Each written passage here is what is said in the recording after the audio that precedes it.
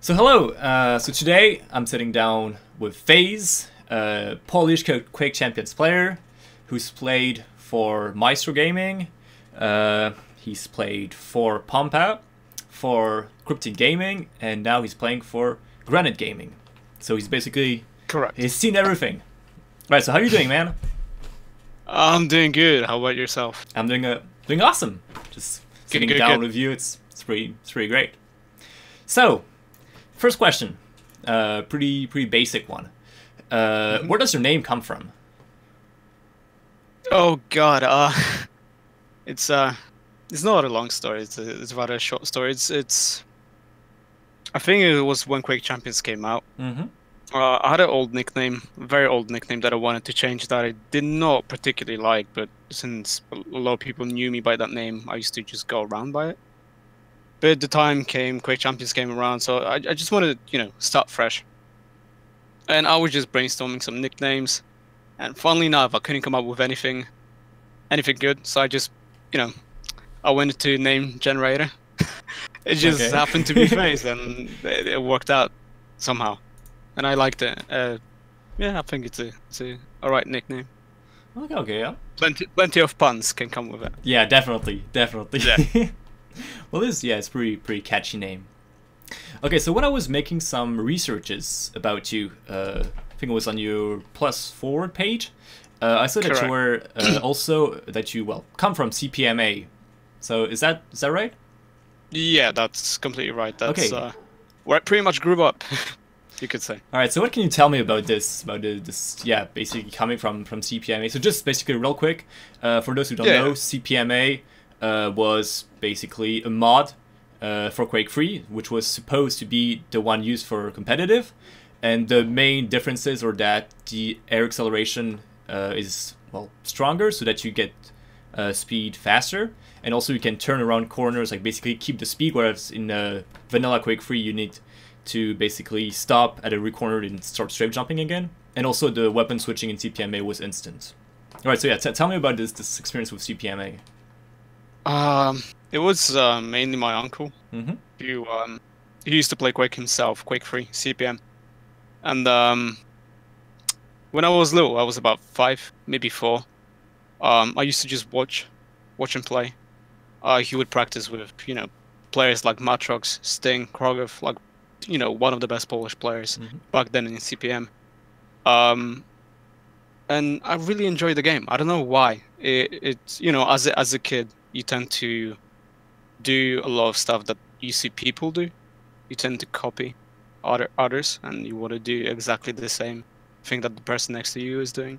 So I kind of fell into that trap of just wanting to play. And every now and then, when my uncle went out, I just sneaked into his room, opened up the PC and just played Quake. It was with bots. It wasn't online. I had no idea how to play online. Didn't even know like online existed. I was a kid, so I was just playing with whatever there was to play, and that's how it started. Basically. All right. So tell me, how long did you play CPMA for? I played CPMA since I was 5. Wow. With breaks. It wasn't nothing competitive. It was just me playing around for fun. Then I discovered Defrag, which is like a game mode for Quake 3 that doesn't involve shooting other players. It's coming from point A to point B in the fastest time possible, and I kind of got hooked onto that. So then I stopped playing CPM completely. I just wanted to focus on that aspect of Quake, of racing, because I found it really relaxing and fun. And then I came back to CPM, played a little bit TDM, played a little CTF, NTF as well. But it didn't really capture me like as it captured me as a kid. So I just stayed in Defrag, then went to play Warsaw, which is another CPM-based game with some additional stuff. And again, I got hooked onto racing, not shooting at all. Quake Live, didn't really bother playing it. I was watching competitions, but that was the only part that I was, partaking in, just watching, pro players play. And Quake Champions came out, and that's where I was like, I have the time. I don't have as many studies on me as I did prior to that, so I can, put my own time into it and possibly take something out of it.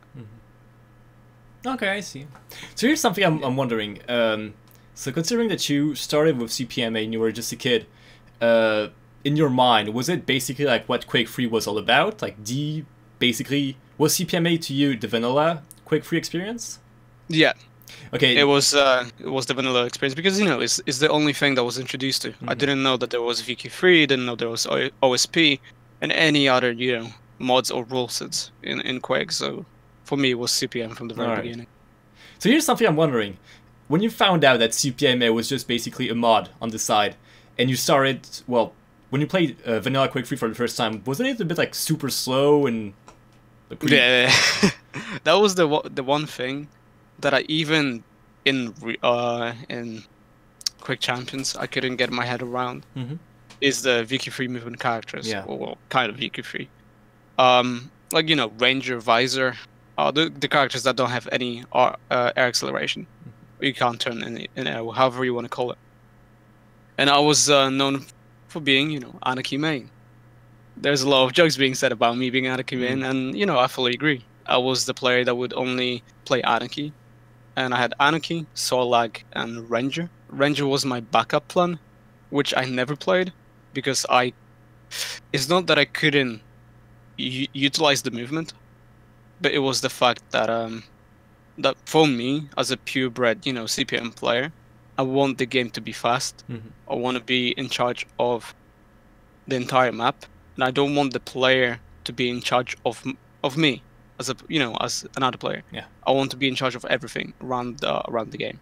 Hence why I enjoyed CPM. But the more I played with other characters, it was to the point where like the more people said I was Anarchy main, I wanted to prove otherwise. So I started playing other characters: Nyx, Ranger, Visor, Doom as well. And I actually, I'm kind of guilty of it, but I prefer VQ3 or vanilla movement. Than CPM at this point. I think it really grew on me, and I can appreciate how hard it is, and I can appreciate what you can do with it, and how much skill it takes. So what exactly is it about VQ3 that you now prefer compared to CPMA? Is it the fact that you need to really calculate your movement maybe a bit more whenever a corner and taking map into consideration? Definitely, it allows for more thinking. Personally. To me, when you play Anarchy, you can still think a lot. You can have the control of the map. You can have the control of the player, of the positioning. But to me, that when I start playing slower characters, I start developing more of a defensive playstyle.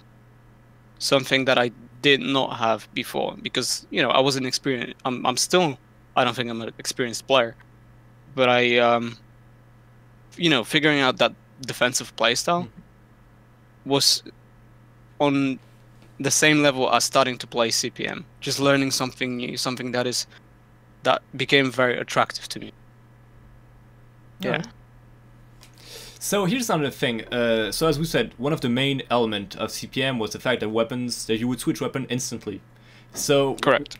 I would imagine that as a CPMA player going to Vanilla Quake 3, going to Quake Live, or Quake Champions, which doesn't have this at all, because Quake Champions has the Quake 3 weapon switch. That must have been pretty difficult for you, just basically learning how to take this delay into account, because Quake is a game that is regarding duel and regarding combat that is all about combo, about knowing how to use which weapon, when to use them at the right moment. So it must have been pretty difficult learning to adapt to this. I mean, I wouldn't say it was too difficult. I don't know. For me, it wasn't too difficult. To me, it was more instantaneous. I figured out, okay, this weapon takes that long to switch. Then I can figure out what situations I can use it and when I can switch it. So it wasn't too much of getting used to it. It just happened naturally. All right. But the thing is, I'm not too sure if I'm correct about it. I might be mistaken, but I think Quake Champions weapon switch is a lot faster than Quake Live and Quake 3. I think it is maybe not a lot, but a tad faster. hence why maybe the transition for me from CPM to Quake Champions wasn't as, like, I couldn't feel it as much as maybe players from going from Quake Live or Quake 3 or vanilla Quake, going into Quake Champions. Okay. Okay, yeah, I'm not too sure, because from what I remember seeing in forums, it's the same switch time, but I'm not 100% positive about it. Yeah, I'm also not 100%. That's why. But I mean, like, it's probably just the feeling, and yeah. Okay, so now that we're on the subject of your playstyle, here's my question: how would you define the way you play? Basically, what would you say are your strengths and weaknesses regarding Quake Champions? Everything. Everything is my weakness. No, I have no idea what kind of playstyle I have. Well, the one thing I know about my playstyle is it's very arrogant. It's a very arrogant, in-your-face playstyle, relying a lot on me pulling up a move that my enemy wouldn't suspect me to do that, because it's either too risky or too stupid in their head, which in most cases it is. But it's in a sense, to me, a lot of times it works, but you have to know when to use it, because the more you use it, the more predictable you become. And hence why, when I was speaking about the, learning the more defensive play style, I think when you start mixing it with, being overly aggressive or being aggressive in general, and then mixing it with being defensive, you can really come up with a very interesting play style that will make your enemy not suspect what your next move is going to be. And that's something I'm really striving to achieve at the moment. Not just go super uber aggressive on everyone, because it will not work. The more you play with people, the more they know you, and it's easier for them to counter a playstyle like that. If you have either aggressive or defensive. But if you start mixing playstyles, in my opinion, that's where you can really achieve a lot more than just having. And mine is just a mix of everything and a mix of nothing at the same time.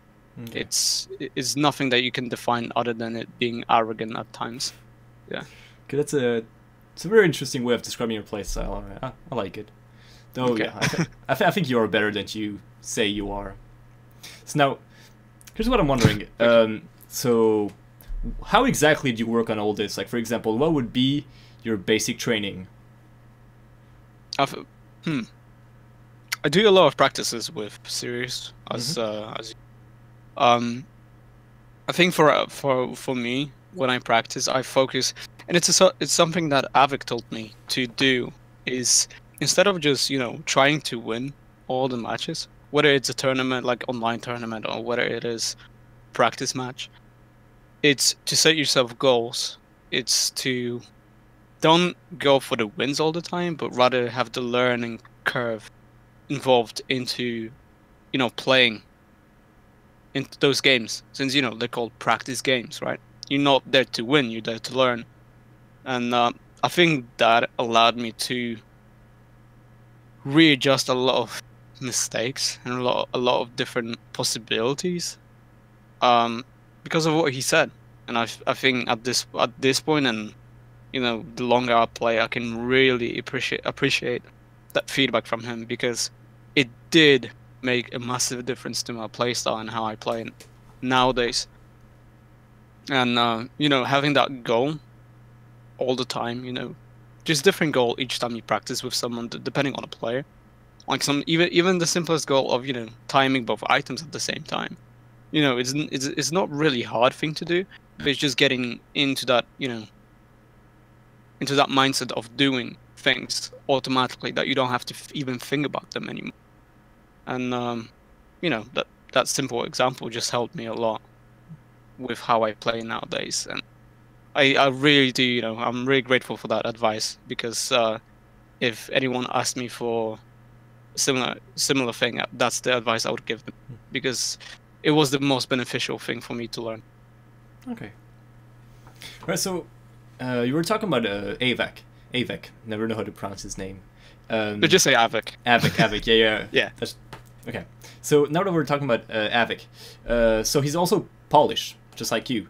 Yeah. And so, have you guys ever played 2v2 together? Because would that be an idea? Is it something that you guys had considered, considering you're both Polish? I would never consider that idea, purely because even though we're friends right now, he's still someone I look up to. Mm-hmm. And I don't see myself, and I don't see myself on the same level as Avik is. Okay.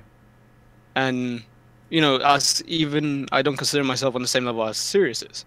But I'm super happy to play with Sirius, like the best teammate I have so far. But I can't physically and mentally consider myself playing with Avik because of that reason in particular. And the second reason is when I played with Pikawa. I live in United Kingdom. I've been living here more than I've been living in Poland, so the communication is there, but I don't feel comfortable speaking Polish in comms. Okay. Because I'm used to speaking English to everyone else that I've played with, so it's speaking Polish for me is something that I would not like to do again in a competitive environment. Okay, as weird as it sounds. Yeah, that is pretty odd, actually. Yeah, I mean, I thought myself when I started playing with Pikawa that I would enjoy it way more speaking in Polish and communicating in Polish. But the more we played, the more I realized that English has, in a sense, became my native language at this point, and I feel way more comfortable. Even when you play different games and not competitively, even if you type in chat, like personally for me, it's always using English. So I'm used to this form of communication. Yeah, that is interesting. I mean, that is something I've also felt in the past, because I'm French, and I got the chance to travel a lot in English-speaking countries, and it's true that I sometimes have this same thing where I'd have a word in English and I wouldn't be able to translate it in French. So yeah, I see what you mean. There you go. Yeah. Yeah. So it's a weird phenomenon, It's but if you feel comfortable doing this and not comfortable doing that, then it's quite an easy, choice. So, since when have you been living in the United Kingdom? Since I was 21 now. Okay. Yeah, been a long time. Wow. Yeah. And so, regarding your Polish, you still get to speak Polish on the daily? Oh yeah, I definitely do. I still have some friends in Poland. Okay. I speak to my mother Polish, so I'm not forgetting it, but it's definitely showing that I can't form sentences as I used to. Because what I'm trying to do now is I'm turning English sentences into Polish sentences, and the tenses just don't work in Polish like that.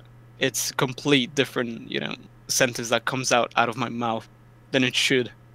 So that's where I'm struggling, but otherwise I still remember everything. Okay. All right, so now going back to Quake.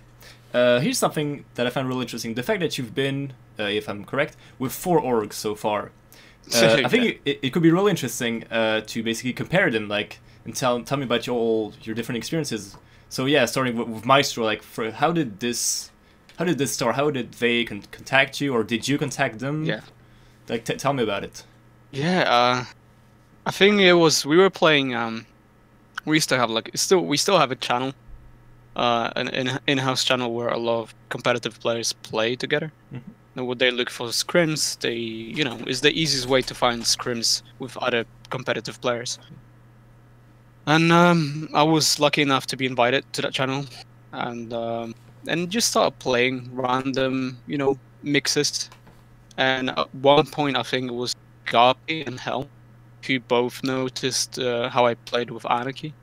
Because again, it goes back to the days where just Anarchy main only, and it was something that they were really interested in, the way I was playing, I think, and it was Garpy contacted me about filling in for Vu, because I think Vu was he was on a break, he was on holidays, I believe, and I was just there to fill in for him, to practice with. It was Hell, Garpy, me, and Razy. Yeah, correct, Razy. At a very similar time, and it was interesting because we from the very beginning there was a good synergy, in my opinion, and the more we played, the more we kind of glued as a team, and that's how it started with Maestro. I got invited to be part of the team. I did represent them at ESWC for Duel. I have qualified for that. Luckily, it was I think it was Neutrino who dropped out because he didn't get a visa in time, and because I was the second player to, I think I got the second place, I believe so. I was able to take his spot. So luckily enough, I entered a SWC where we both met each other. Exactly.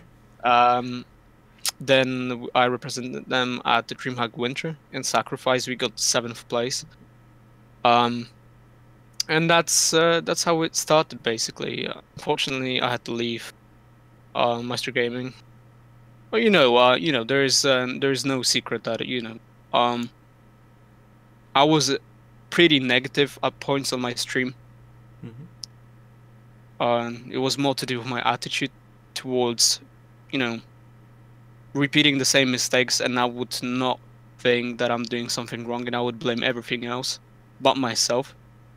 And it was a rather understandable move that we had to part our ways at that point.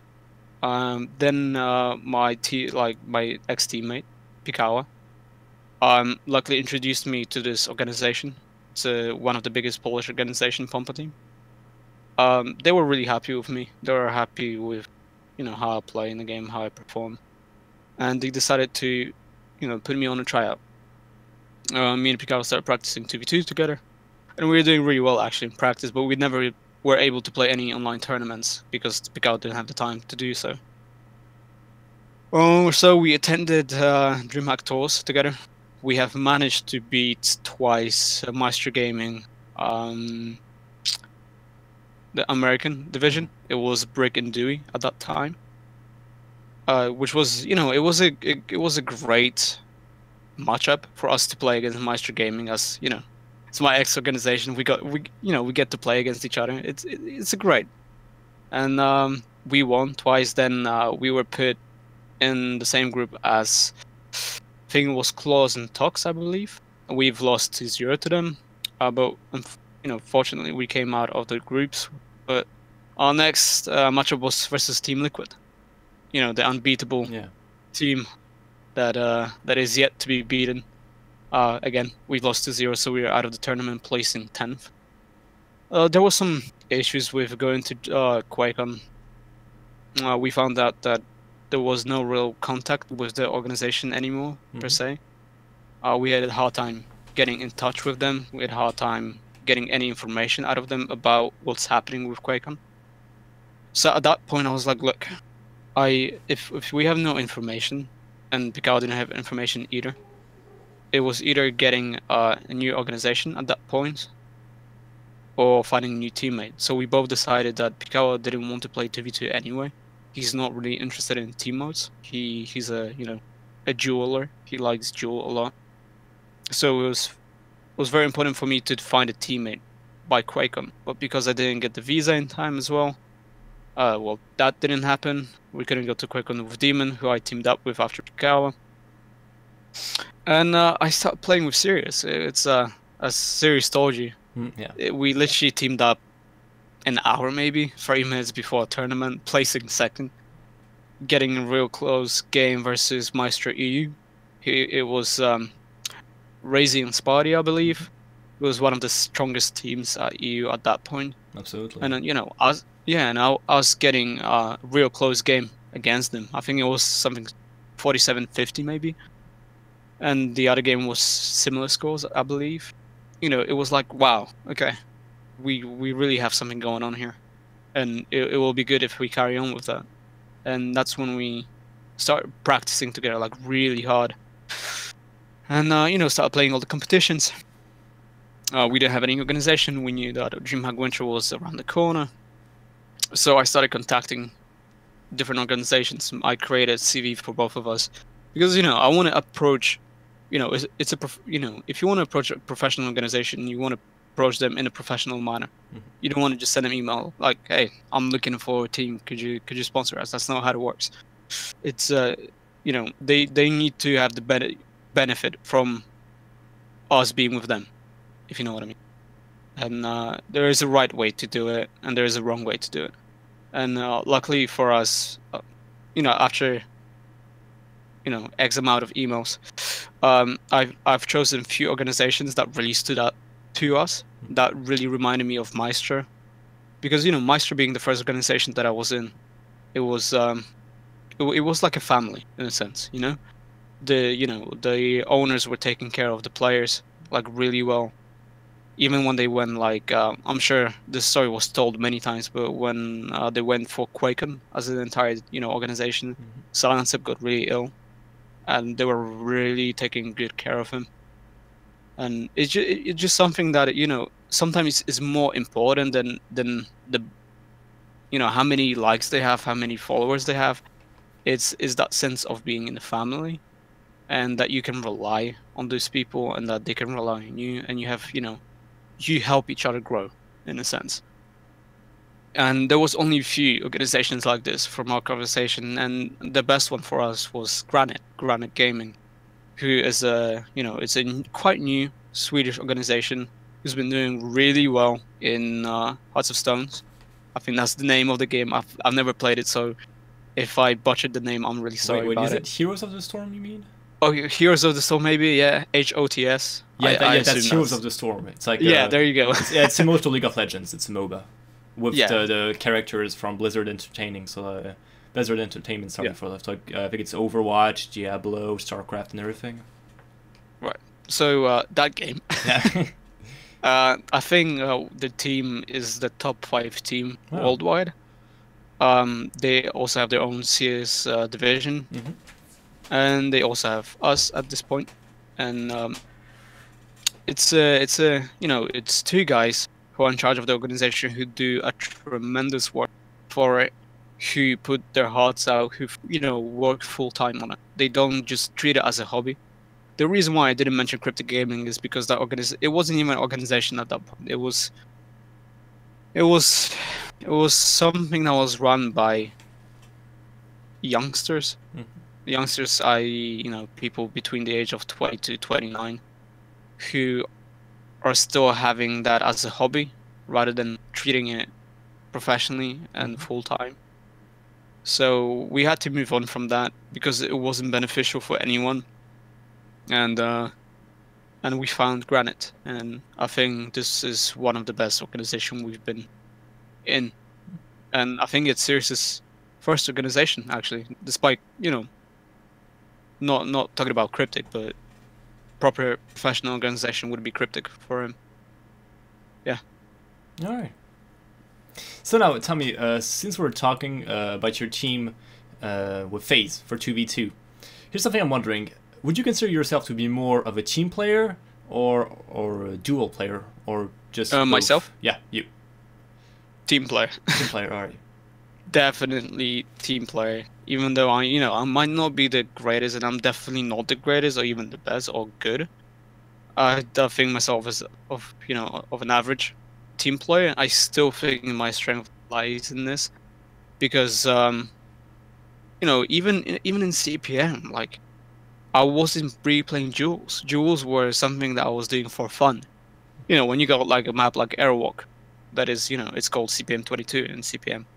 It's a fun map that you can just, force spawns, and you can just get frags that way. You can do some flicks with your railgun and get some kills like that. It's just something that I was, having fun with. But I always treated, CTF, TDM very seriously. I always wanted to be good in those team games, because I know there's other people relying on me, not just not like in duel where you have yourself, where if you mess something up, it's only on you, and it's only on you to improve, and it's not gonna affect anyone else but you. Whereas in 2v2s, 4v4s, whether it's TDM, CTF, the entire team relies on you.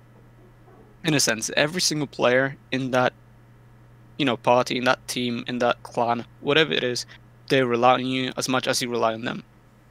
So it's it is to be taken seriously at some point, and that's where I always like to put my all of my eggs in one basket, if you could say so, in just team modes. And that's where I would like to go with Quake Champions in general, You know, I play duel because I play duel. That's about it. You know, it's there to play, so I'll play it. If I do well in it, I do well. If I don't do well, I don't do well. You know, it's always something for me to improve on. But where it comes to team games, I know I can do well, and I know that if I push myself even harder with my teammate, we can do really, really well, extremely well, even I would say, because we are both, you know, we're both young. I'm 21, Sirius is 20, almost 21 as well, and we're both driven. You know, we're hungry for the, you know, for the wins. We want to be the best, and you know, it's nothing to do with money. It's that feeling that, you know, you have all those legendary players playing that game right now, and you know, you want to be amongst those players. You want to be not even as good as them, but you want to be able to say that, you know, I'm there with them. You know, I can compete with them at the same level. Sometimes even better. It can happen, right? You know, you never know. But it's something that I think team games are really good for me at least. Competing and improving myself. You know, I can be there. So now that we're talking of duel and team modes, yeah. So the thing I'm interested in is say like on a regular practice day, how much time would you spend on duel and how much time would you spend on team? I would spend dueling. I will just practice with Sirius before we have 2v2 schedule up. That's it. So it's more just like warm up, aim practice? Yeah, okay. Correct. As of right now, I don't stick too much to the duel because I want to do well in 2v2s. That's where, you know, that's where my strength is at the moment, I believe at least. And that's where I want to make sure that I focus. For Sirius, it's both. He's good at both. And so he obviously, you know, wants to focus on both at the same time. For me, it's more with 2v2. Because at the end of the day, we're going there as a team. And I know he can perform really good in duel. So, you know, he can do that on his own. Whereas in 2v2, he relies on me to perform well as well. So that's where I'm putting all of my, you know, all of my strength, all of my practice into. And play duel from time to time. You know, before a tournament, I'll get someone to practice with, play a few duels, and go into the game. And if I win, I win. If I lose, I lose. That's it. All right. So, Sirius, I guess you could agree on this. He's a very aggressive player, very aim heavy. Like mostly, his like signature weapon is the LG. They're like this type of player that would just like rush into your face and attack and just like LG you with like crazy accuracy. And how do you fit with this? How do you adapt yourself to basically make this work as a team? Like, do you try to follow him and be as aggressive as he is, or do you try to be like more on the back as a support? Like, what's the strategy for you as a team player? It depends who you play, you know? It depends who you play and if we can allow ourselves, or if I should rather rephrase, if Sirius can allow himself to be very aggressive so I can push with him. Because on a good day, I can hit a lot, you know, I can hit good rail. I can hit pretty good rail, I would say so. But the issue with me is that it's inconsistent. So it depends who you play. Like the more I play, the more I find out that it's really dependent on who I play, where my rail really shines. And it often goes to, you know, whether we're playing aggressive players or passive players. And, you know, when we play passive players, it's so much easier to rail someone because there's not as much pressure on you. Whereas there's more, you know, pressure being put on you from aggressive players. I find it sometimes harder to hit the shots that I'm supposed to hit. But, you know, it's not something that you can't overcome. I would say it's easy to overcome. The more you play, the easier it gets because you're more used to it. But it really does depend on who we play. And, you know, sometimes it's also good for me to stop Sirius from going uber aggressive because he loves his OG. He loves getting that accuracy up, and it's like sometimes it's just not worth it at points where, you know, if I was with him, you know, we might be able to trade kills, even 2 for 1. So if I die or if he dies, and one of us gets 2 kills. But if you know, if it's him on his own and he wants to push sometimes, and it can be, you know, his LG will still hit a lot, but it's a situation where it's 2 versus 1, and it's even with me, if sometimes he needs to say to me to not push because I'll think I'll be able to take on two players, and I can't. I physically can't do it because there's 2 of them, and at this level everyone has a good aim, so you're bound to die most of the time if you push stacked players. Even if you're stacked yourself, then you're more likely to die in that position. So it's about keeping each other in line, in a sense, to not overextend at points. Sometimes it's good, sometimes it isn't, but it's more of a thing like when it's good, you know when you should, but there's sometimes you just see red, and you have to have that someone to tell you not to push. And I think we both benefit from that, from being able to tell each other to stop, because whether it's going to benefit you in the long run or not. Right. I think, and I think that's important in team play, and obviously comms. Like, comms is the I would say is the first important thing you have. Like, Liquid might not have the greatest aim. They still hit a lot. Don't get me wrong, they hit a lot, especially Rafa lately. But their comms are on another level. You can't compete with their comms at this point. I think no one at the moment has comms like them. No one near like them. And I think a lot of teams, including us, need to focus on really getting those comms going. Because, the more you talk, the more you're reassuring the other player that you know what's happening around the map, and that you can maybe not control it, but at least you're feeding enough information to the other player to possibly take a different, maybe not route, take a different approach towards a certain fight. Because then you have way more information than, you saying, oh, he's on this position. That's not really giving him enough to react on. Yeah.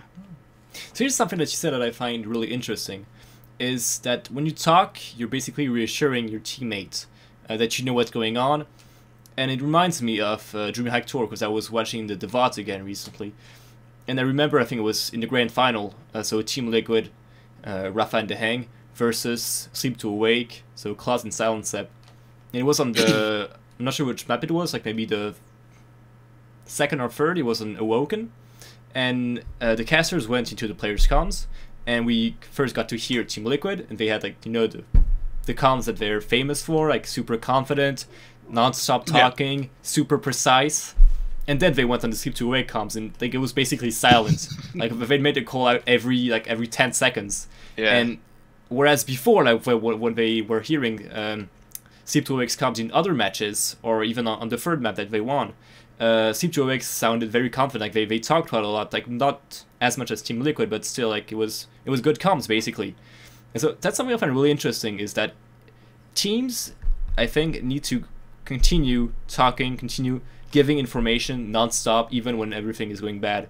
Because once you stop talking, it's basically just like you're in your own game, you're in your own mind. Yeah. You're not playing as a team yourself anymore. Yeah, you lose yourself, and you're just like basically giving way to the enemy to make the score gap even stronger. So is this something that you concentrate on, that you manage basically to keep on talking? Before I answer that question, I'm just gonna ask you, because my memory is terrible.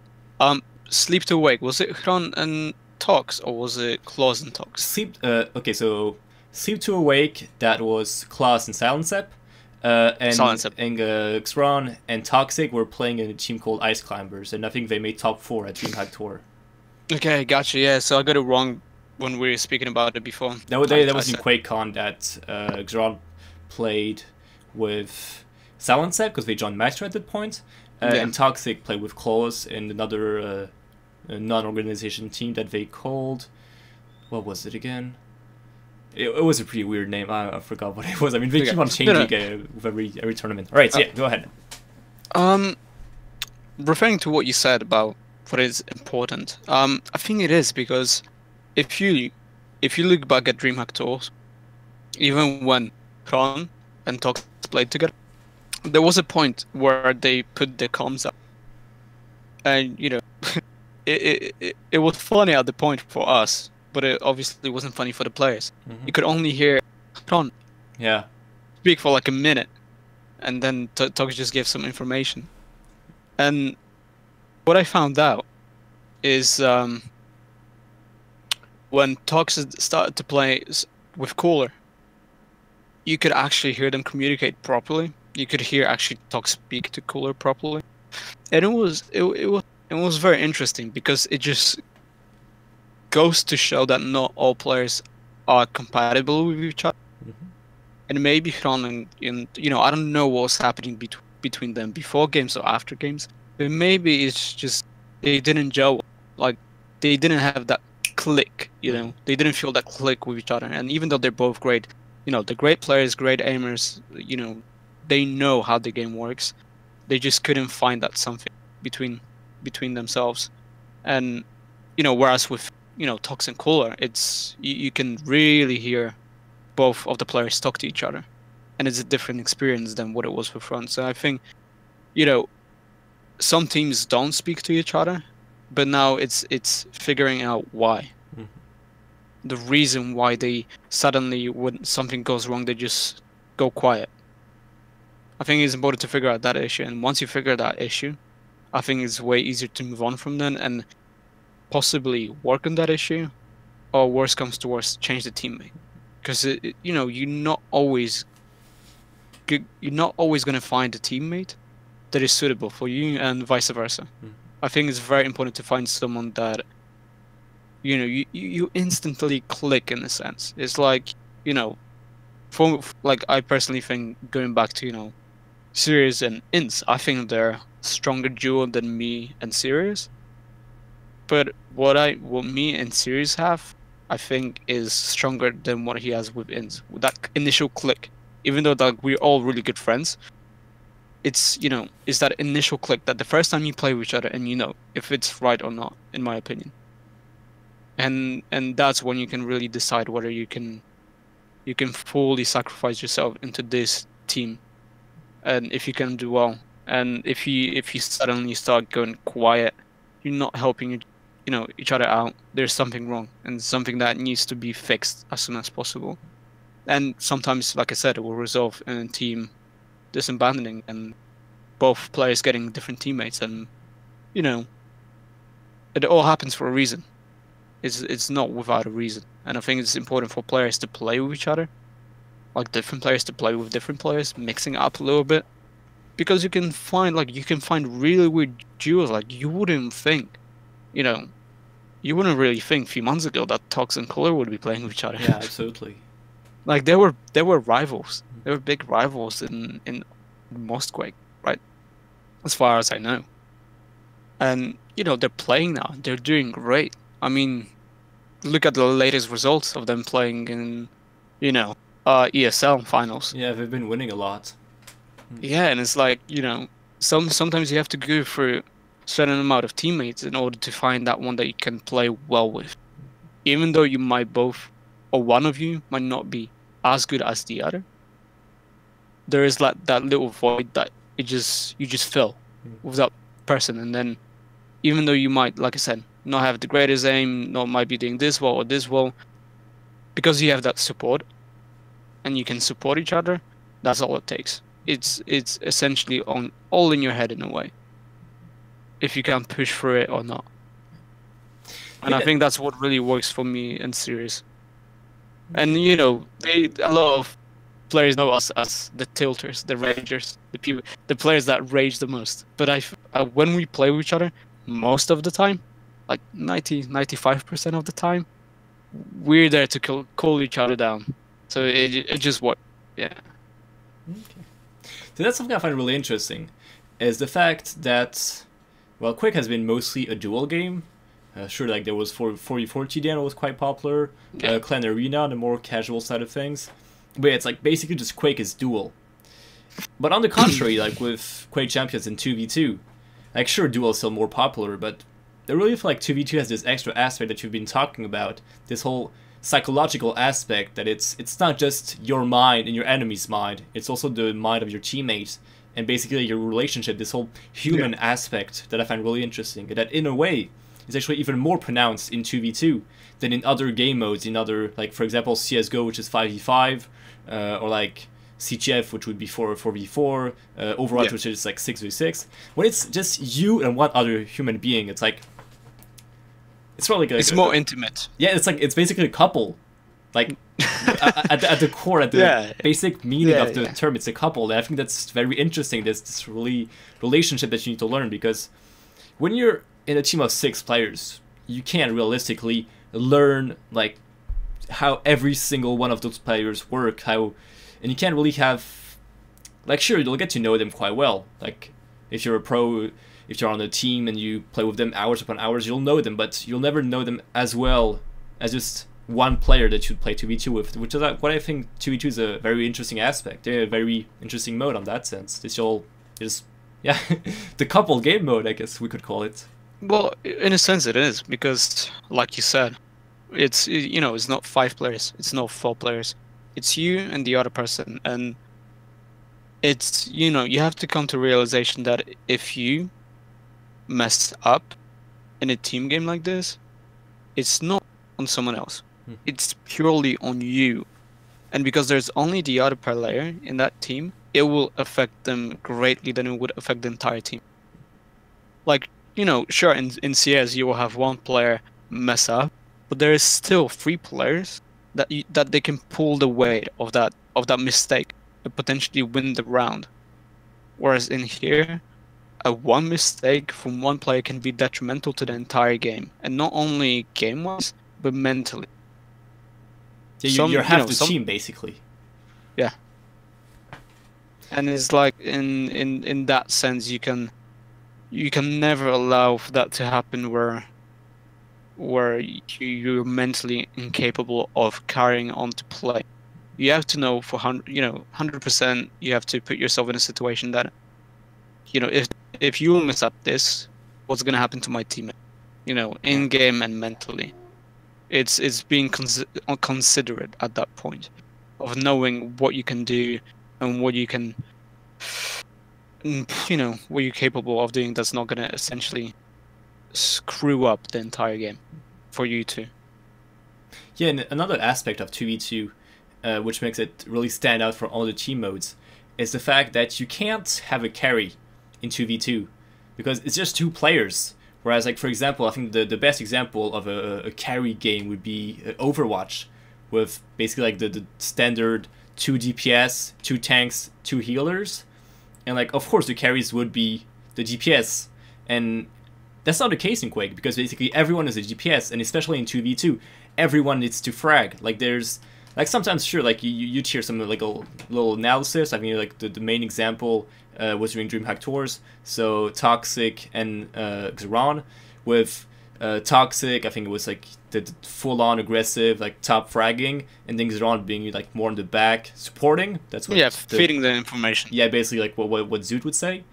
And like, there is some truth to that, but like, you really need to look into it compared to other games where, like, would you have like this main carry. So in a way, like, I mean, I think ahead. at the competitive level, yeah, I think everyone is doing very similar amount of work, whether it's, you know, feeding the information, whether it's doing damage.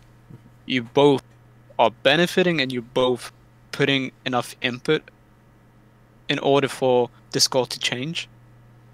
But when it comes to maybe lower level players, where they don't especially play competitive, I think that's where it actually stands out that you will have the carry player and the player that is potentially not doing well. Because, you know, where you go to competitive level, yeah, there's some skill gap depending on a team, but, you know, there is that point where the skill gap is not as visible anymore between each team. So, you know, like, if you have 2 players in a team, they're more likely to do similar scores, you know, averaging on, you know, let's say 6,000, 7,000, and one of them is going to be doing either 6,000, the other one 7,000, or sometimes maybe 2,000 less damage or more damage. It doesn't usually happen to be more than that, usually. But when you start looking into the, like, lower, you know, lower tiers, that's where you really see if someone stands out and if someone is the better player in the team. So I think, it's in competitive, you will usually not see that unless it's like you said, the game like Overwatch. Even in CS, like you will have a carry in CS as well, sometimes. But like in only, I think only in Quake it doesn't really stand out that much. I think the reason why you can have a carry in CS:GO, despite the fact that it's also a game where basically everyone is a GPS. I think the reason for that, I'd say there's two reasons. The first one is the economy system, so the fact that you can basically give weapons to your teammates. So like I don't really see that happening often, but like theoretically you could have like a bunch of players with like rather weak weapons and like make sure that one player, like very often it would be the op, like one player gets the most important weapon, so you can make sure of this, whereas it's not really the case with how weapon works in Quake. And also it's the fact that the time to kill is so low in CSGO, whereas like for example in Quake it can take like three rails, 3 sniper shots to take someone, whereas it would just take one in CS. And so basically like since you can kill people so much, it's easier to carry and just like basically wipe the whole team in 5 seconds, whereas it actually takes 5 seconds to kill a single enemy in Quake. Definite. I agree. So regarding this idea of a player carrying and the other supporting, do you think it could be possible for a team like to go on this idea like full on and having a full on team with one carry player and the other player like that would basically just give the other player the time shards, the weapons, the mega, the armor? Do you think that could be viable? No. I think it's not viable because of my own experience. And I'm just basing it on my own experience. I don't know if someone would be able to make it work, but I think my experience was me and Sirius, what we tried to do one time, and people are still taking the piss out of me for doing it. What me and Sirius decided to do in a few practice matches was, okay, you're doing so much damage. Let's see what will happen if I leave you all the items. I'm fine at timing all the items as well, but I'll leave them all to you. And let's have a gap between each item. So that happened. And unfortunately, because I wasn't picking up any items when it comes to like, not weapons, I'm talking about major items like mega, heavy, or a lot of armors as well, if you needed them. It didn't work out well. It did not work out well. So I was always struggling to support him, because I would be the easy target, because they would usually see Sirius pick up the item, or they would start figuring out that he is taking the items, and it's to the point where they would try to focus more me, and I would die a lot. I would die plenty of times, no matter how aggressive or passive I would be playing. I wasn't in no shape or form to help Sirius at any times, because I was stackless in a sense. Maybe I had 150, but in comparison to the other players, they were like 100, because they're either sharing items or they were like, above 100. They have the greater, ratio of surviving the fight than I do. And when it's like, for example, 2v2, where we're all fighting each other, who is the most likely to die? I am, because I don't have any items. I don't have any any major stack to work with, and teams will figure that out. Teams will figure out that one of the players is taking more.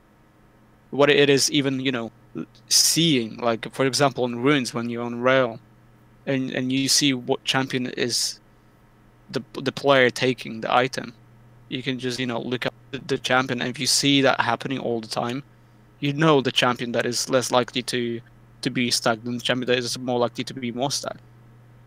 And I don't think it would work out ever. I think it's really important to share the items, and it's really important to know when you should take an item, and not even ask your teammate that, can I take it?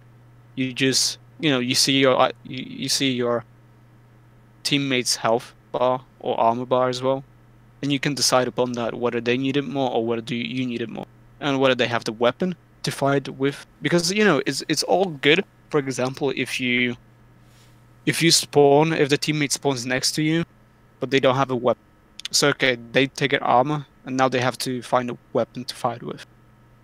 Whereas if I have, for example, a 50-50 health, I can take a mega or heavy.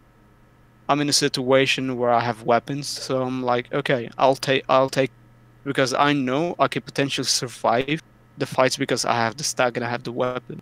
Whereas if he has the stack but he doesn't have the weapons, only like a machine gun or a shotgun, he won't be able to do much. Even it's even pushing the players away from you. He won't be able to push them away because they will know he's got a machine gun, so he's the easy target.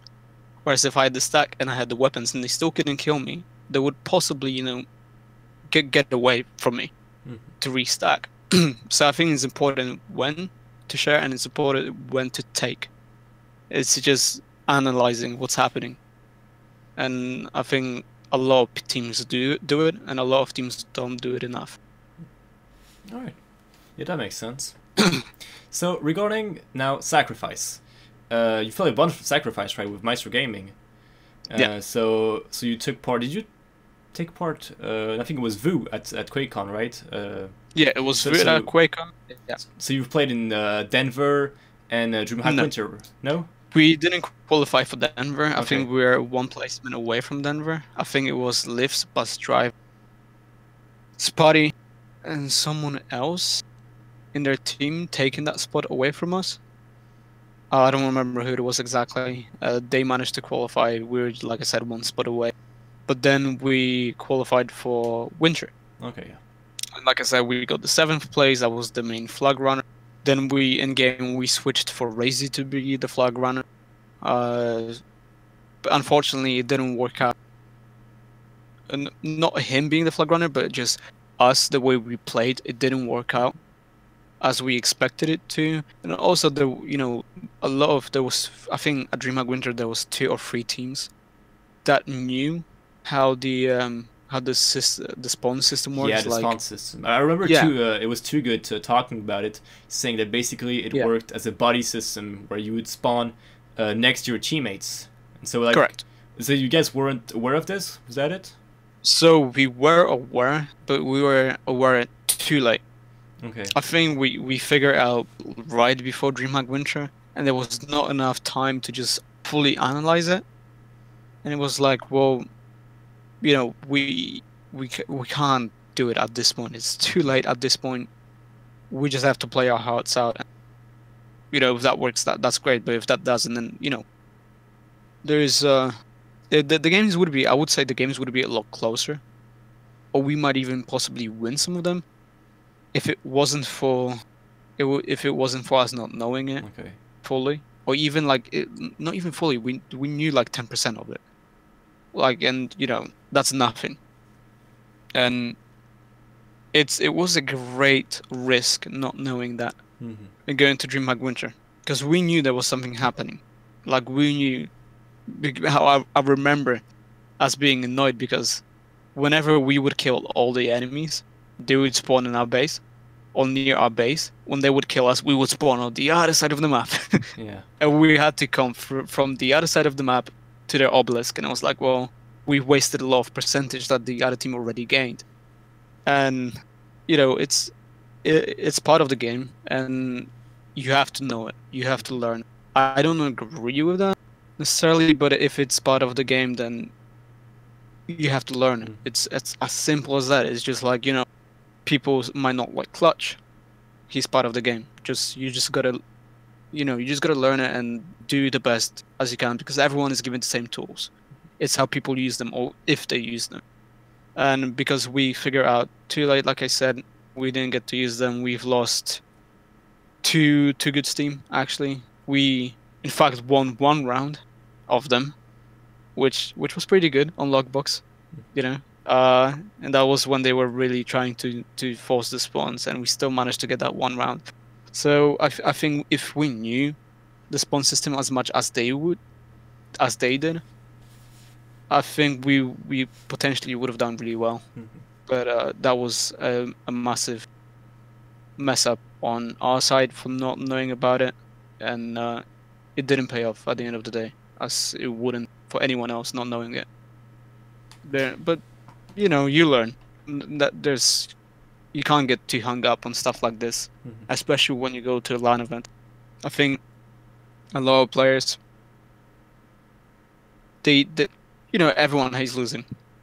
But I think when you go to a LAN, and if you lose, there is a great lesson for you to learn from that LAN. Because that's, like, someone told me that LAN is where you learn the most. And I was like, well, do you really? You just play there. And then I attended my first LAN, and I was like, okay, they were right. I was just being ignorant. I was like, you know, you really do learn quite a lot from playing on LAN. You know, even the pressure itself, like the pressure when you play the first time is nothing like you would ever imagine. You know, is nothing in comparison to you even fighting for the top one online placement on in your PC, basement, bedroom, whatever you are. You know, it's like it's nothing in comparison, and you can learn so much from just being at an event, and it's good to have the support. And that's, you know, referring back to Master Gaming. One day when I went to SWC, DreamHack Winter, great support. Like you never felt like you were, you know, left alone, or like you could never expect, you know, people not to help you. There was always someone to help you from the team or from the organization. So, you know, it's I think LAN events are great for stuff like that. So this progress that you described, going to LAN events, would you consider this progress to be more of a passive one? Like basically you just go to LANs and so you get used to the pressure, get used to playing on stage and having people right there in front of you watching? Or would you say it's more of an active one that you need to basically learn how to prepare for it, take some good habits? Just basically, how would you describe this progress that you've... Both. Okay, tell me. I would say both. Passive because, you know, it's like, I mean, I can't compare it to cycling, because cycling would be in a sense active because you it's active and passive, right? Because you're repeating something and repeating until you get it, but it's also active because you're doing something towards it, right? So that's how I can explain going to a LAN event. You go in there, you're learning, you're finding ways to cope with the pressure. Whether it's, you know, whether it's even to practicing how to breathe properly during a match, because, you know, you sometimes catch yourself not breathing very often, as weird as it sounds for me. Like the first time that I went, I was like, at one point I was like, shit, am I actually breathing? It was like, am I alive? Yeah, I was so focused on, you know, excuse my words, but not shitting myself. Like I was in front of a massive crowd. I was so focused on doing well and not messing up and making the organization proud. I actually stopped thinking about anything else, even the game at one point. You know, I was winning against Gapi 2-0 on DM6 Blood Covenant, and then, you know, I just looked up and there were so many people. I was like, this is not gonna go well now. And that pressure got to me, and I just started losing. I started repeating so many mistakes, and Gapi just, you know, Gapi being a super smart player, he just got onto it, and I fell into a trap of not even thinking about the game, but thinking about everything else that is happening around me. And it's, like I said, it's a passive and active. Passive, you go there, you keep going, but also it's like in a way it's active because the more you go, the more you learn what your problem is and how you can counter it. So it's finding that right balance between, you know, seeing what works for you and what doesn't. Like, for example, I found out, and it took me, for example, those free LANs. Don't play a lot games right before the LAN event. You're burning yourself out. And, you know, that's not going to work for everyone. Like, Cooler, for example, will grind the game 24/7. He will never sleep pretty much, or have coffee like 10 times a day, and he's fine. But it doesn't work that way for me. I have to have a break. I can't commit too much before the tournament, because I will be fully burned out, and my aim goes to crap. And, you know, it's a arena FPS, or, you know, any first person shooter game. If your aim is not on, you will automatically, even if you make really smart moves, you will automatically make so many mistakes by not being able to aim well. And, you know, then that creates pressure for you, because you're like, God, I can't even rely on my aim. So you have to rely on so many aspects that you might not be able to because you don't know how to rely on them yet. Like I said, if you're either a passive or aggressive player, if you're passive, you can't rely on being aggressive because you don't know how to do it well. And it's like if you don't hit your shots, the pressure will get to you. And I found that the less I play before a tournament, the better I perform during the tournament. All right. And the less pressure I feel. So regarding the pressure now, basically, I think so. Your last LAN, was it PGL? I think it was. Yeah, PGL. Okay, yeah. so like basically, how do you feel the pressure now? Are you starting to get used to it? Would you say that it's something you've like basically fully mastered? What is your approach to it? How do you feel the pressure now going to LAN events? I don't think you can fully master it per se. I think you can tone it down. But there will be a point where each player will feel pressure. You know, there's X, Y, and Z reason why, but each player will find that reason that will push them to an edge where you start feeling the pressure creeping up on you, and it can be anything. And you know, each time you feel the pressure, you have to figure out why you're feeling it. And you will always, maybe not always, but sometimes you will feel it for different reasons, and then you have to fight off that reason. You have to learn not to focus on that reason and focus on the game. Just be fully focused at all times. You can't let yourself think too much into it. You have to really focus on yourself and maybe not doing well, but just doing your best in that moment in time. Even if you die, don't let, like, I often get that pressure get to me online. I don't know why online. Like, it doesn't happen online to me. Online, I just get really annoyed if I lose. It's a stupid thing, which again I have to work on that. But online it doesn't happen, and I still have, you know, yet to figure out why it happens online. But like going PJL, I didn't feel the pressure because I knew that I wouldn't do too well in there, based on my groups. I was like, okay, so I'm given, you know, a 2 world title player in my group who is crazy. He doesn't even have to practice to be really good. Was that Klaus? Yeah, that's Klaus. He doesn't even have to practice to be amazing at the game. And it's like, okay, so I have that guy in my yeah, all good. No, it's all good. It's just my brother busting in. It's all right. No worries, man. So it's like, okay, so I have that guy in my group. Then I have super, if probably, in my opinion, one of the greatest TDM or team players than ever, or Silence Up in my group, who hasn't even practiced a lot of duel. He's been getting to duel recently. And I know how good he is, even though he doesn't play duel. So it's like, okay, well, all I can do is just give my best. I'm probably not gonna win this. I think it's also not being too super optimistic. Yeah, I'll beat everyone. You know, it's a great attitude to have, being confident, but there is also being overconfident that can catch a lot of players. And to me, overconfident doesn't work. No. Like, sometimes it will work, but for me, the overconfidence becomes predictable.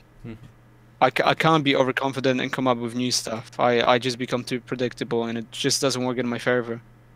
I took like a map away. I think I took a Veil of NAF away from Claws and Silence Up, both 3-0, I think. And then had a kind of close game with Silence Up on Blood Covenant. It was more to do with the fact that I stopped hitting. I completely started missing all of my rails, which Blood Covenant is known for. Just hitting a lot of railgun shots, and I couldn't do it against Silence Up. It was, I think, him pressuring me for the rail fights, which I usually do. Like, I couldn't challenge that because his aim is amazing. Sometimes, in fact, it can be better than Claws. Like, he's that accurate with it, and he's consistent. Claws sometimes doesn't have that consistent aim. I don't know why, but sometimes the consistency is not there. Whereas, one thing I've heard about Claws is that I think he gets some like his wrist, becomes like basically starts aching after a certain while. So that he basically like loses. Basically, just the more he plays, the worse his aim is. That's what I've heard. I think it was Zoo talking about it at PGL. Yeah, that again, that explains that, you know, if he starts grinding too hard, you know, not only he might stop burning himself out, but he might maybe not get an injury, but because he's playing so much, like any player would do, like with such a low sense as well. Yeah, exactly, and it's like, you know, that is bound to happen, but maybe in that case it's not consistency, but maybe it's him overdoing something. And, you know, sometimes because of that, he doesn't hit what he hits, whereas Silencer, whenever we play, his aim is just so consistent. And I didn't feel that pressured by anyone on that map so far with Rel, and he was just giving me such a hard time, and it was always so close. I think it came down to us having one champion each, and I think I only won one round on Blood Covenant, and the last round, and I think we both sat down after the match, we both started eating, and we were both speaking about the last round, which I almost had him. I was fully stacked. I killed his champion. It was 4 minutes 40 seconds, I think, or 35 seconds. So I know where he's gonna spawn because I killed him on a heavy room, and he's gonna spawn somewhere around the mega room. So I'm running there like crazy with my wrench, like being all happy that I'm gonna catch him. And you know, it's at that point that's another thing. You know, I got the emotions get to me. I got too confident and too happy, where I thought I'm gonna get 100% the kill, but I completely forgot about how powerful the machine gun is. And he had the heavy machine gun, not the machine gun. He had the heavy machine gun. So I'm LGing him. He's like using his MG on me, and he drops down to the teleport, and then he's maybe around 20 health, and he's on BJ. I'm on Ranger. I don't have my ability anymore. He drops down on the blood pool. I go right after him. I'm still on 100 health, but he's got the shotgun now. Somehow, like, I don't know whether there was a shotgun drop down below because I killed him before, or he killed me. So he's got shotgun, and we're both trying to. I think I'm using machine gun, and he's using shotgun, but there is a blood pool, and he's healing up as I'm shooting him. So I'm shooting him. I can hear him scream. He's not dying. I'm shooting him. He's still not dying. I shot him the third time, not dead. So I pick up once again. He one-shots me, and that's it. End of the game. I'm out of the tournament. Oh man. Yeah, it was, you know, at the end of the day, it's nothing, like, I couldn't even get upset about that. It's my own stupid mistake that I decided for the emotions to get to me, and at that point I was maybe not seeing red, but I was so confident of me getting that last kill that I forgot about all the possibilities that can happen within those 20 seconds of time limit, and that essentially made me lose the match.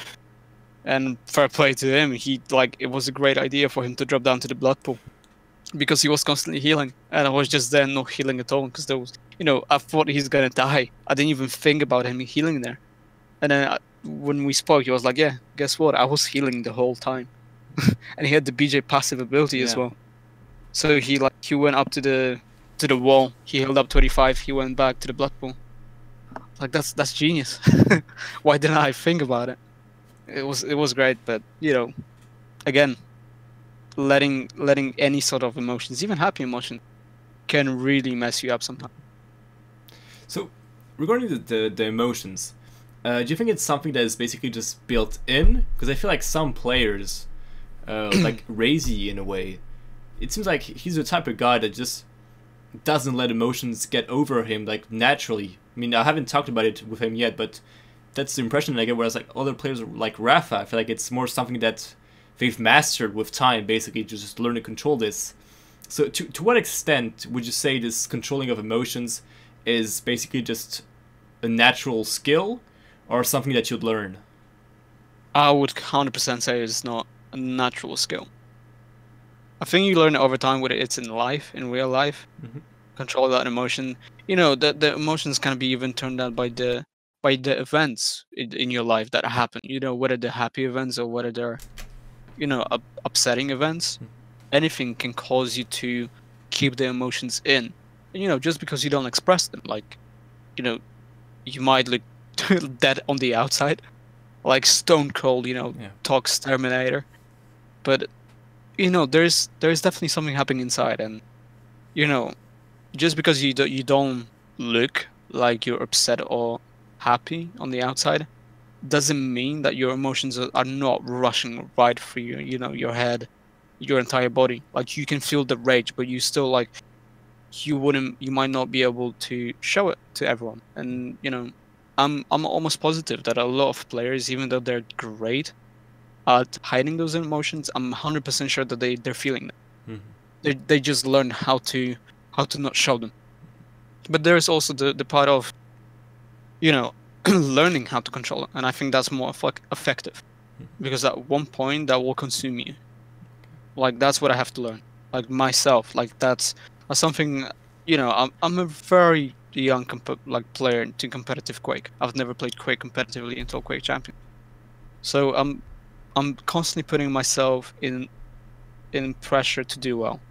Like, I always think I have something to prove, which in my opinion I still do. You know, I'm related.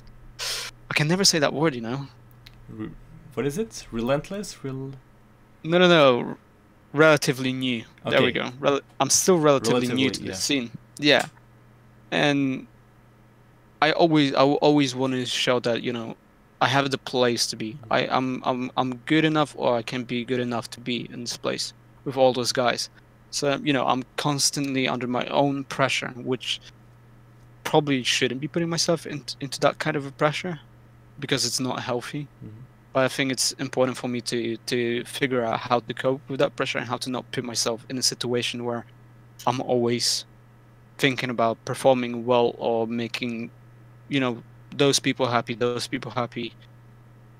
I think it's you start becoming a better player when you have that healthy relationship with yourself, and with knowing how to counter those emotions. Like I said, the happy, the sad emotions.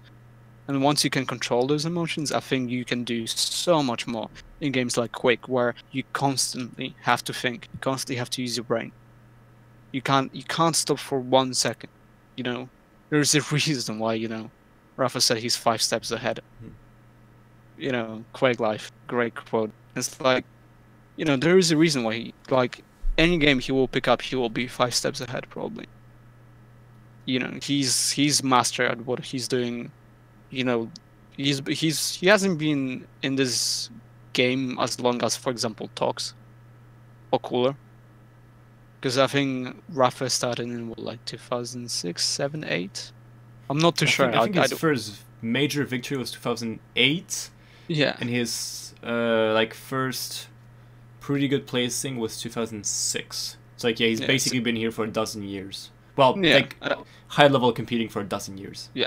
See, I feel really bad now for not knowing that, because Rafa is another person I really look up to. Sorry. It's like, you know, I don't really look at the dates. I just look at what the player accomplished and how they accomplished it. And it's, you know, Rafa is definitely a player everyone should look up to. Absolutely. With no exception, whether it's his, you know, the way he plays, how he composes himself, how he even how he is on his stream, you know, how good he is with his audience, where, you know, someone you might have a question, and he has that interesting way of explaining things to people that it makes them understand it. You know, his experience is definitely something everyone should look into, and if they really want to learn how to play well, Rafa is probably the guy to go to.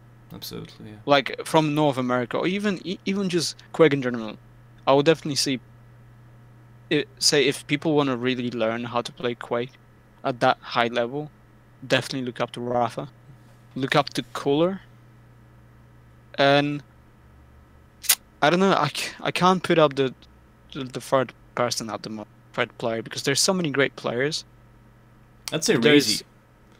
If you don't mind me saying my sharing my opinion.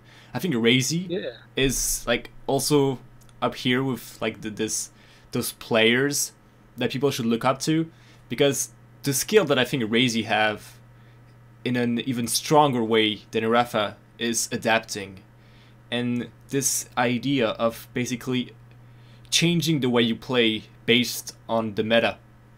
Yeah. Because Razy, like back when Anarchy was dominant, he was super good of him. He won Dramatic Denver. Then I think like the meta was more towards Doom. He played Doom. Then what was it? I think it was probably Clutch. Yeah, exactly. Like he had some amazing performance with Clutch. Then with Visor, like he's always been able to adapt, change the way he played. And Sorlag from the very beginning. Yeah, Sorlag as well. And I think that's something really impressive. And also the fact that he's not afraid to just run away. He's not like, and that's he won the Italian Open. And like one of the reasons he won, like there's a bunch, like his aim was amazing, movement was amazing. He's got like basically the mental capacity to he definitely does to stand the pressure, just like top players. But on top of that, he's like one of the only players that we see when he'll have the lead just basically run away, hide, and like he gets like some people hate it, some people get mad like seeing him just play super defensive, playing plus back. But I find people it amazing. Don't understand it. Yeah, people don't understand it because they're like, okay, for viewers it might not be as interesting as full on action 20, the whole game.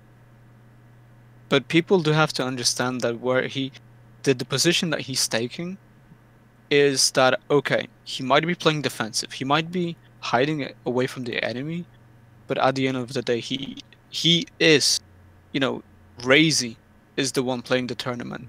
It's not the viewer playing the tournament. Razy is in such a high competitive level that he is there on the stage, not the viewer. It's Razy on the stage. He knows what he's doing, and it works. There shouldn't be a person that should tell him, "Oh, you're playing wrong," or that's such a lame way of playing. I mean, sure, I used to be one of those players that hated when people used to run away from you and hide them to plus back constantly. But it's that understanding of he's so far in the tournament, and I know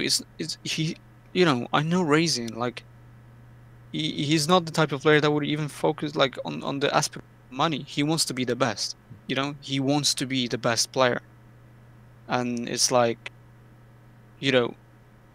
playing plus back for him works, and he's not gonna sacrifice the chance of being the best player. He's not gonna sacrifice the chance of losing that round, even if it's a round.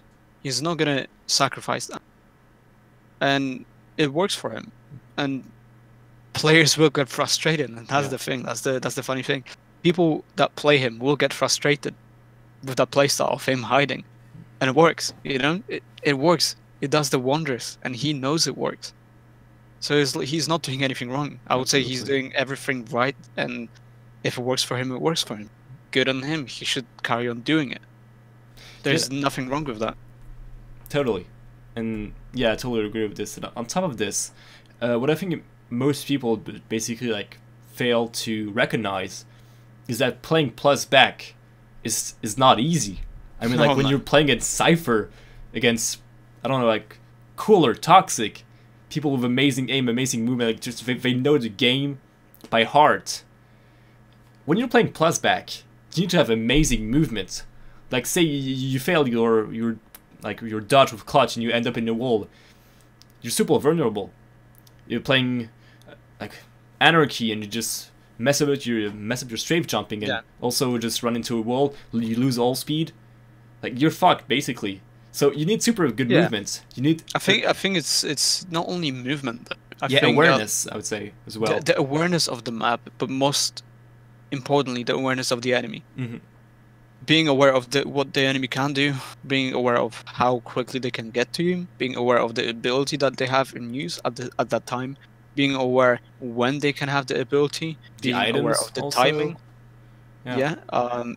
Being aware of your surroundings. So, for example, if you want to run away, and you're playing on Blood Run, and you're constantly hiding in the area where Nelgan is, for example, like That's something Spotty told me. Like, on that particular map, if I'm doing plus back and I want to secure the round and possibly do run away from the enemy, is stand in between of the stairs to the jump pad and the stairs to teleport next to heavy, and that gives you an escape, because you can either escape down the jump pad or you can escape down the heavy area. So it's always having those routes to escape, not only one, because if that one messes up, well, you might have to take the other. It's having the contingency plan as a plus back player. It's allowing yourself enough freedom to be able to escape or trap the enemy. Because, even when you're a plus back, you can do a lot of damage. Like, a lot of unreturned damage as well. Because, for example, you can hear the player, like on Blood Run, coming from the teleport next to Tribolt. And they come into the Nulgun room. You can already even spam Tribolt at this point of time. And that will do a lot of damage if they decide to push. And they will have to push. Because, for example, if it's 4 minutes, 30 seconds, or 20 seconds, 40 minutes, 30 seconds, they have to commit to that rush. They need to get that kill. And if you know you can do a lot of unreturned damage and escape, two things probably will happen. The player will still chase you, and now you have the greater advantage of possibly winning the fight if they come up with it, or they won't even chase you at this point, they will give up. There is so much more that goes into playing plus back, and Razy is the type of player that can do both. And that's what I was talking about. Being able to mix playstyles, and I think that's really important. And I think that's what will allow players to win tournaments like Rafa. Rafa. He can be a great aggressive player, but he can play plus back if he wants to. But there's not a lot of players like that. Yeah. There's not a lot of players that can mix that playstyle and do well with it. Some players try, but it doesn't work out. But you have to learn, and it takes a long time. So that is the reason why I wouldn't put Razy yet there. Because Razy doesn't have as much experience as Rafa does. Imagine Razy in Furious Time. Yeah. It's gonna be like a monster, man. Imagine if he carries on like this. Scary. He's gonna be a tough nut to crack. He will get to the point where if there isn't a player who's willing to do what Razy did, it's gonna be so hard to beat someone like that. Because he's been playing this game from the very beginning, so it's a year and a half now. And he's already here at that level. Same thing with Sirius, I would say. Sirius is gonna be someone to really look out for in the next upcoming months, years. He's the player who can, if he has his head screwed on right, he can do so much potential damage, and he doesn't have the experience as well as Rafa or Tox or Cooler, or even even Garpy, all those players. There's so many more players that I can name, but I'm just giving the names that are coming up to my head. Those guys don't have the experience. So now imagine what will happen in a year's time. They might be even the top 1, top 2 contenders. Razy being top 1, Sirius being top 1, or top 2. That's why I wouldn't put them on top 3 position yet. I think Rafa and Cooler are both showing that they're great, one of the greatest players of all time. And they've proved it on PGL. Probably the most stacked tournament in a couple of years' time at least. Yeah. So many great players and so much new blood as well. There. I haven't got enough knowledge of Quake to really say this, but it's probably the most stacked Quake tournament ever. Just all the names that was present, it's amazing. Yeah, and actually going back to the whole Razy series, I would put Venger there as well. Yeah, I can't say I can't say that I wouldn't put him there, because I would. It's God, kid is so talented. It's so I'm calling him a kid. He's 2 years younger than me. he is so talented. That's what Quake needs. Quake needs new blood that will carry on the legacy of the older players, of the legendary players, and this is where it seems to be heading. You know, there's another player, Deep6, who is I think he comes from China, if I'm not mistaken. He lives in United Kingdom at the moment. He's I think 20 as well, and dude, he's been doing so well in tournaments lately. And you know, I'm not too sure if he's beaten Nico, but Nico's been on the scene for quite a while. Yeah. And you know, I think he's taken him up, or he's beaten Nico, and it's like, wow, you know, we haven't really heard about that guy, and there he just shows up and he does this, and it's like, you know, it's great seeing that happen. It's something that should definitely inspire newer players to play Quake, because you know, if you put your time and what would you call it? I'm trying to find the right word to use. I think it's time and energy, effort. Energy, definitely, and effort. Yes, effort. You can do such great things, and it's rewarding. I don't think there's a game like Quake that rewards you as much as it does for doing things right. I think it's only one of those games that you will really feel like, you know, you did this. It's not even playing 2v2 sometimes. It's like you did this move that benefited you. It's on you, right?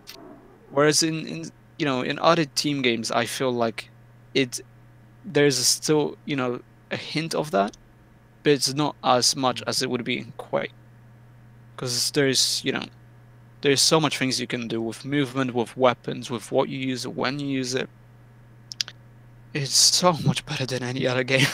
I know I'm sweet talking Quake right now, but there isn't any other game like Quake. Yeah. And I don't think there ever will be. Yeah. Man, such beautiful words that I totally agree with. Yeah. All right, so before we wrap this interview, is there like any special things that you'd like to say? And like, some people you'd like to thank? I don't know, just any final words? I have no idea, actually. I mean, I would like to thank my family, obviously, for, you know, the great support that they have given me from the very beginning of me even playing Quake as a kid. You know, whether it's my fiance now, or whether it's my mother that still, you know, supports me for doing this. It's something that, you know, everyone should definitely have the support in order to accomplish something, you know? It's a great motivator to have that all behind you. So I would definitely like to thank them. I would like to thank, you know, Sirius, amazing guy, you know. It's so good to be playing with him to 2v2. I hope we can, you know, make each other as proud and help each other as much as we can. DreamHack Winter, obviously, you know, any other tournaments that will be upcoming, you know, to constantly support each other.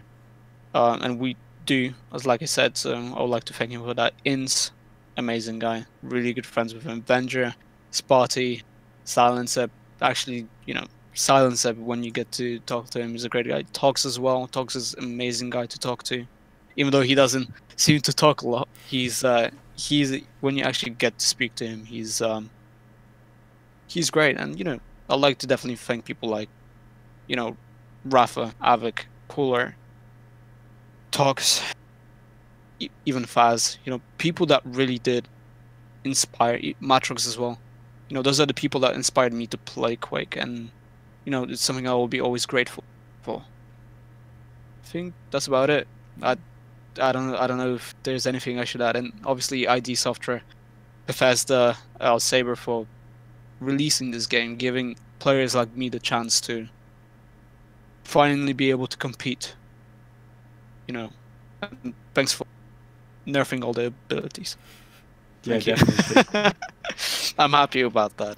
Yeah. Let's go into that direction. It's a great direction. So, yeah. All right, so perfect. Well, thanks a lot, man. I mean, it was a pleasure doing this interview. One more thanks to you for actually doing this and having the initiative out of the entire community to create something like this, to allow other players, you know, watch this, to learn about the other player, to learn from the other player, possibly. Not saying me, but the other players that you will have. And just creating content for the community. I think that definitely helps the community to grow, but also get to know each other and understand each other. And I think that's the most important part, is to be able to understand one another. And, you know, in a community like Quake, I think it's important, because the more people you're friends with, the better. And that's just how it should work with every single game. I think that's what Quake has at this point. You know, people like you yourself creating this content for us, for other players, is just great. That's what we need, and it's amazing that this is being done for it. So thank you. Yeah, well, thanks a lot, man. I mean, I'm really touched by those words. I'm glad that people are basically just enjoying this, this initiative that I took, and I'm glad like people are following, and man, I'm really loving to do this. It's fantastic. Yeah, sounds like a great thing to do. Even just getting the insight, like I watched it, like when I watched the first one of series, you know, and like he spoke about some stuff that, you know, it's interesting for me, because we usually don't speak about this stuff. Mm-hmm. So, you know, watching them, you know, I'll be watching all of them myself, because I want to get to know the players on that level as well, just that how they think about the games, because you just sometimes don't have the time to ask them. Even if you're on the LAN tournament, you just don't have the time, or don't see them enough, or they're with someone else and you don't want to interrupt. It's good to have a diary in a sense like this, to watch and get that knowledge out of, you know, things great. And also I'd like to thank Zoot for, you know, people like Zoot, Stelmer, Cook, Flea, Ajahar, and all the other streamers that cast cups every week, maybe even every 3 days, or just very often. I would like to thank them for bringing that to the community. It really does help the community grow, as well as all the other things that I've mentioned beforehand. It's great to have guys like that. It really helps the community expand.